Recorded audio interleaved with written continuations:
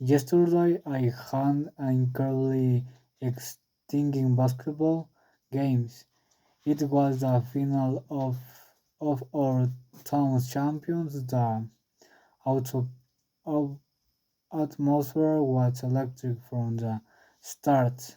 Is the game tripping of at 3 in the afternoon. We hit the court with incredibly energy from the first quarter. The score was incredibly think my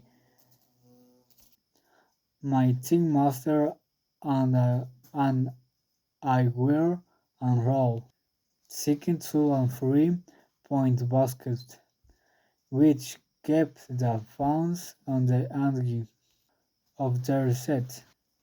Every position was crucial, and the tension was palpable in the air.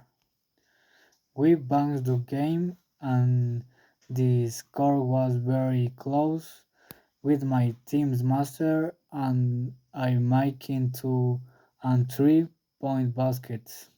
In the second half, an opposing team member injured one of my teammates, and after that, the atmosphere started to get tense. Then, in the last quarter, the score was tied.